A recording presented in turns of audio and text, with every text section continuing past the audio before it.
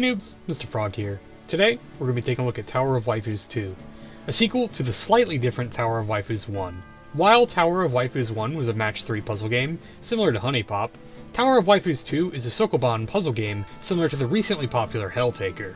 The game begins with a cute comic book style intro detailing the opening story to the game. This can basically be summed up as a demon lord has jailed a bunch of waifus, and it is now your destiny to free them. After the short intro, you will be brought to a character selection screen. There are two different characters you can play as, with one of them being a spear-wielding faceless knight, and the other a sword-wielding young hero. This choice is purely cosmetic though, and has no effect on the gameplay, so feel free to choose whoever you like more.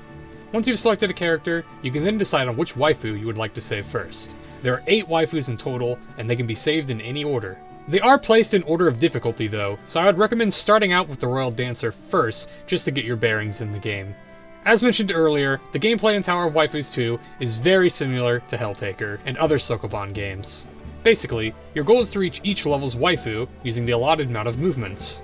Your character can move in all directions with the arrow keys, and each movement you make will take away from the allotted number of moves shown in the bottom right of the screen. If you make contact with a box or an enemy, they will be pushed back in the direction you moved. If you push an enemy into a wall or object, they will then be slain. Boxes, however, are indestructible, so be careful not to push them into an area where you will get yourself stuck. Further levels will add additional features such as laser traps, spike traps, and also pressure plates that must have crates placed on top of them. Once you have reached the level's waifu, you will first be greeted by some admittedly very subpar voice acting, Many times I've dreamed about you since and then be asked a question with 2 different possible answers. Answering this question incorrectly will cause you to fail the level immediately and require you to redo the entire puzzle, so definitely be careful here. The right answer is usually pretty obvious though, so getting it right shouldn't pose too much difficulty. Now admittedly, I am not the best at puzzle games, as some of you may already know, so I personally found some of the levels to be quite challenging. Thankfully, for those of you puzzle impaired such as myself, the game has several features to assist you. Pressing Q will give you a tip or hint for each level.